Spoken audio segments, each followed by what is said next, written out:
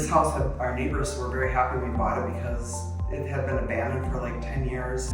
There was trees covering the driveway. Right about here, I fell through the floor, and there used to be a piece of plywood here so you could walk safely, but apparently I found a spot that wasn't too safe. Not a lot of people realize that there's still deals on the MLS. Especially in this house, how much do you think you saved labor-wise by doing the work yourself? Hey guys, welcome to another Borrower Spotlight video, partner with REI Funding Partners. And this is a special one because we've got Kenny and Kelly Orth here. We're at their finished flip property here in Birmingham. So tell me a little bit about y'all's story, where you came from and how you got here and why flipping houses is important to you. Every home we've lived in, we've always made improvements to it to sell it for more money, and that's a good way to get started, is just to you kind of learn. You know, Kenny is really, he can read a manual and figure out how to do plumbing and wiring and everything. So we always would buy a house and fix it up and sell it. And it kind of got into our blood where it was hard. Like, I couldn't stay in a house longer than 2 years. I had to get another project going because I just love it so much. Tell us about this property specifically in Birmingham. We have a really good realtor who helps us find projects. He knows the areas and he can tell us like what our after rehab value will be, so we know we're gonna have room for it, and then we kind of figure out like, okay, what do we gotta put into this house? You know, can we make a good profit? And then this house, our neighbors were very happy we bought it because it had been abandoned for like 10 years, and there was trees covering the driveway. You had to like wade through weeds to get to the house. The floor was pretty much all rotted out. In fact, we even, went through the floor because it was so bad. So there were animals living in the garage. The door was open about a foot, and the neighbors could see the animals coming in and out of the garage. So it was, needless to say, the neighbors were really happy when we told them we were going to make this place beautiful again. When you're here working on the house, you were telling me that you make it a point to go and talk to all the neighbors as you're working on the house. Well, it's just so that everybody knows what we're doing and what the end goal is to basically improve their neighborhood. And it's also for just a matter of security. If you meet your neighbors and exchange phone numbers, you'll look out for them and they'll look out for you. It's a two-way street. Just getting to know your neighbors, whether you're flipping a home or you're moving into a new home, is just crucial. And it helps to be that way. You're being considerate of your neighbors. Like, if you're going to paint the house or whatever, you can let them know so they can move their vehicles and that kind of stuff. Because if you make a neighbor mad, that's going to cause you problems. Well, tell me about how easy it was to get funding on this deal. What do you guys enjoy the most working with us as a private money, hard money lender out there as you're flipping? Well, we just know that you're going to be there for us, and it's going to be an easy process as opposed to dealing with other lenders. Gives us peace of mind that we know that we're going to have the money that we need to fix up the project, and you guys will be responsive to us.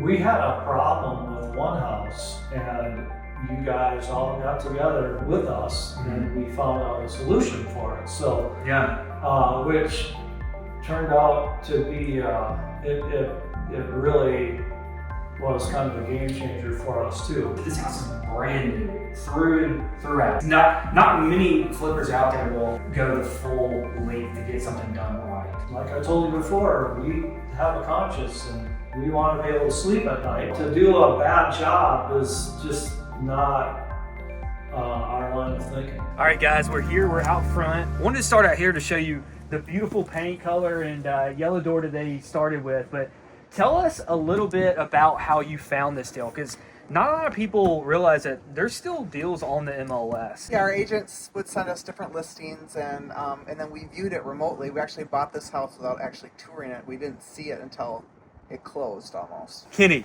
you were telling us about the windows earlier, and to be frank, I didn't even know you could do this, and I think it's a great tip for people watching. The windows actually come down to the bottom border there, but you guys were able to find some windows cheap on discount. If you went to the full length window, it would have been super expensive. Yeah, they would have been a custom order. Basically, I took the brick mold and made that frame, and then we took the old windows out. I popped that brick mold frame in, and then we just popped the new windows in from the other side. I had to do a little framing on the bottom. We just kind of designed the car siding to go underneath the windows and kind of fill in that blank space. Yeah. And I got some of the windows on clearance, so that saved us money. And we replaced all 6 windows in the house for like less than $1,000, which is a really good selling point Yeah. for buyers. And this whole front porch and roof structure is brand new, and I think that that's a great just like accent piece that separates it from the other houses in the neighborhood. It provides some nice protection from the rain when you're coming in and out of the door. Well, let's go inside and take a look. Immediately when you come in, you see a gorgeous kitchen, island, open concept, brand new floors, and again, we're talking, this is a brand new house. New windows, new subflooring, flooring, kitchen cabinets, appliances, electrical, fixtures, everything. And so, HVAC, water heater. it's, yeah, brand new. So any buyer that's coming in here is gonna love it. They're not gonna have any maintenance going forward. But yeah, tell us about the kitchen a little bit. Like obviously a beautiful gas stove. Well, we just wanted to make it more open because there used to be a wall here next to the door. So it just made the kitchen really tight and dark. And so we've always tried to have open kitchens with islands so people can have a good workspace and be able to interact with people in the house. You were telling me about this space right here. That used to be a closet, and then we expanded it out towards the living room and made it into a separate half bath. It used to be where you had to walk into a bathroom that was shared with the master. So now you have a half bath for your guests, and then the master has its own private full bath. And that's an experience flipper because you know like functionality of a home.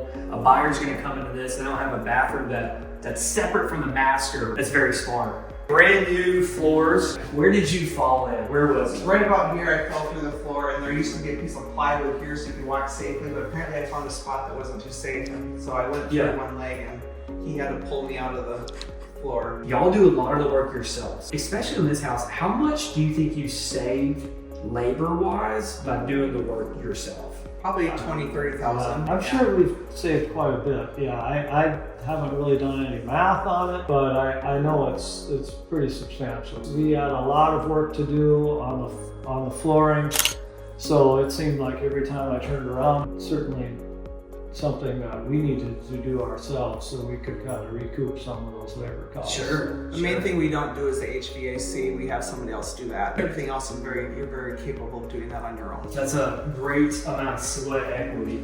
So right in here, you've made this a wash dryer hookup coming into the garage, and so that room's great for future families or anybody doing laundry that they're going to need on the main floor. The laundry used to be in the kitchen on each side of the window. The washer on the left, the dryer on the right. So having a washer and dryer in here freed up a lot of room in the kitchen for it being just a kitchen. And then the stairwell used to have a wall here, and we took the wall out and added this. It just makes it look really stately and even more open. Looks great. And so you have the master bedroom on the main floor here. Beautiful, good-sized bedrooms. Beautiful bathroom. Continuing the subway tile in here. Yeah, there used to be a door here that went into the living room. There used to be a single vanity here, and then we turned this, and we had to work really hard to get this double vanity in.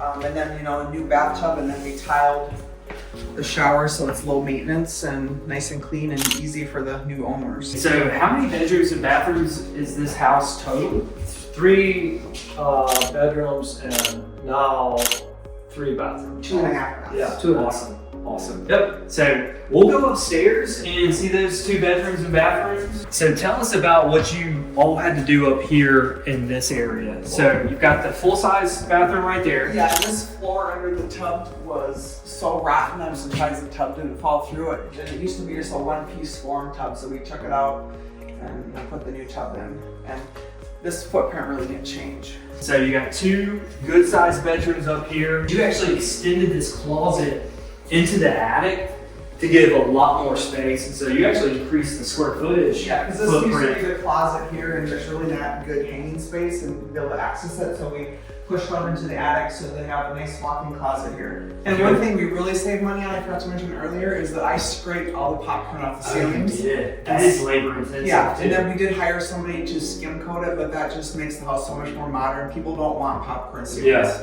Yeah, no. very smart. So what would be like some advice to people out there looking that, hey, they want to get into real estate? Well, the first thing is that you have to develop some knowledge. Because if you're going to go into it and not being able to do anything, you're going to have to hire a lot of contractors. So if you're able to do more of the work yourself, you can start with less money, less capital. Whereas if you have to hire more people, you're going to need more capital for that. And we've just really built our contractors and our people. Like, we saw a van in the parking lot of Home Depot that did drywall, and we talked to him and everything, and found out he did good work. And through him, we've just met a whole myriad of other people to help us out with things, like with networking. So true. That's right. I think another thing, if somebody's getting started in this, another thing we're gonna have to do is find a good realtor Yeah. that knows the area and knows, pick an area you want to work in and find a realtor that can help you find those properties that you want to work on. And maybe start out with more cosmetic changes before you get into heavy structural stuff. Yeah, light rehabs to start out. Yeah, because we kind of learn things as we go. There's lots of like manuals out there that teach you how to do things. A lot of this can be learned by just the house that you own. Work on that, hold it for 2+ years, flip that, and then you can make some good money that way too. Yeah, because that's how we got our capital to start doing this more intensely, is by flipping one of our houses, and we made like over $200,000 off of it, so that would help us with our little nest egg, which you don't have to have that much to start out with. That's right. But yeah, like your point earlier, it's about building your team, talking to people, building relationships, contractors, realtors, people like us who can fund projects for you. It's a team sport, real estate is. And so, but I'm more excited for our next project. That's right. We'll be happy to be a part of it. But we're looking forward to working with you guys. Yeah. We appreciate you guys, and thank you for your time today. And we'll catch you on the next one.